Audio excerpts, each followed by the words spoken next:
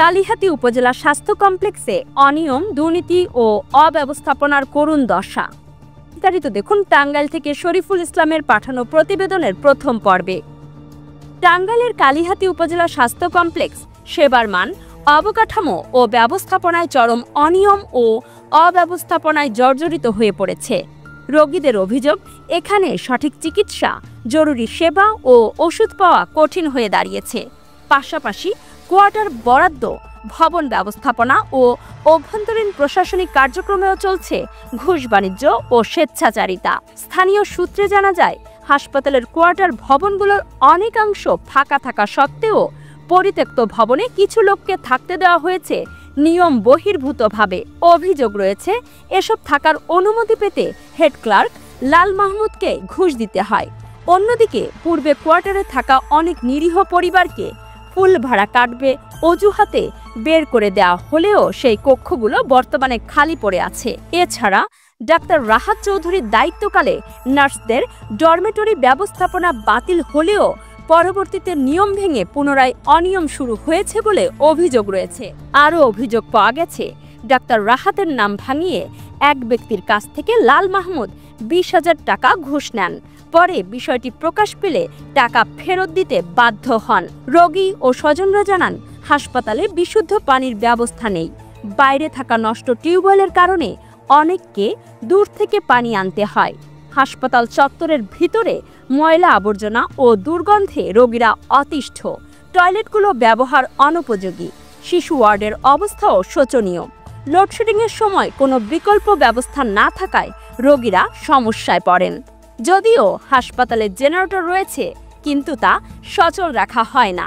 রোগীদের অভিযোগ, প্রতিদিনের জন্য বরাদ্দ থাকা নানা ওষুধের মধ্যে মাত্র 2 থেকে 5 ধরনের ওষুধ পাওয়া যায়, বাকিগুলো কিনতে হয় বাইরে থেকে। টোকেন সিস্টেমেও চলে অনিয়ম, সিরিয়াল পেতে অতিরিক্ত টাকা দিতে হয়। এসব নিয়ে প্রতিবাদ করলে রোগী ও স্বজনদের হুমকি দেওয়া হয়। 11 দিন ধরে জ্বর থাকার কারণে এক ডাক্তারের কাছে গেছি, যে তার সার্টিফিকেট আমার সামনে আছে।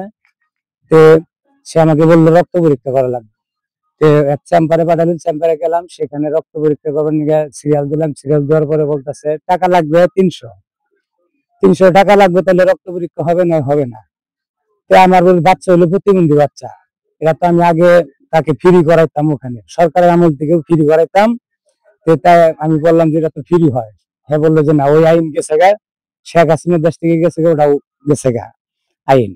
300 টাকা লাগবে, প্রধানমন্ত্রী শেখ হাসিনা নাই, এটা 5 তারিখের, হ্যাঁ 5 তারিখের আগে এটা ছিল, এখন নাই, সরকার নাই। সেই ক্ষেত্রে এগুলো বলছেন তো আপনি, ভুক্তভোগীর তো কথা আছে এখানে। সে আমার কাছে গিয়েছিল, আমার কাছে তার বক্তব্য সবই দিছে। আমি আপনাকে প্রশ্ন করছি, প্রশ্নের উত্তর দিবেন যে প্রতিবন্ধীদের জন্য যে নিয়ম বহির্ভূত ছিল, প্রধানমন্ত্রী সাবেক প্রতিবন্ধীদের টাকা লাগে না, হ্যাঁ টাকা লাগে না, টিকিটেও টাকা লাগে না, পরীক্ষাও টাকা লাগে না।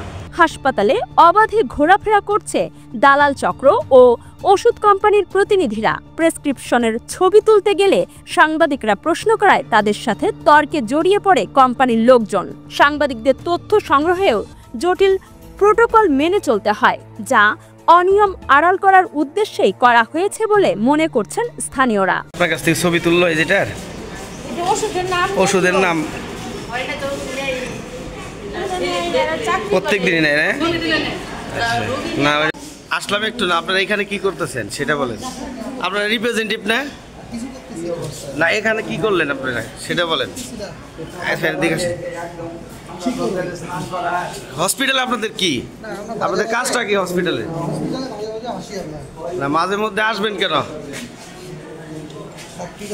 হ্যাঁ, এ বিষয়ে কালিহাতী উপজেলা স্বাস্থ্য কমপ্লেক্স আবাসিক মেডিকেল অফিসার মোহাম্মদ ফারুক হাসান শাফি বলেন, ঔষধ কোম্পানির প্রতিনিধিদের এর আগেও নিষেধ করেছি এবং অভিযানও করেছি। জনগণ যদি সচেতন হয়, এদের বিরুদ্ধে ব্যবস্থা নেওয়া সহজ হয়ে দাঁড়াবে। এই ছবিগুলো তুলে আমরা সবসময় তাদেরকে এই ব্যাপারে নিষেধ করি, নিরুৎসাহিত করি, মাঝে মাঝে অভিযান পরিচালনা করি। তো এর পাশাপাশি আসলে যেহেতু আমাদের জনবল কম, আপনারা যারা সাধারণ জনসাধারণ আছেন, আপনারা যদি একটু সতর্ক হন, আপনারা যদি আমাদেরকে সহযোগিতা করেন, ওনাদেরকে এই অভ্যাসটা থেকে আমরা হয়তো একটু বিরত রাখতে আরও সচেষ্ট হব।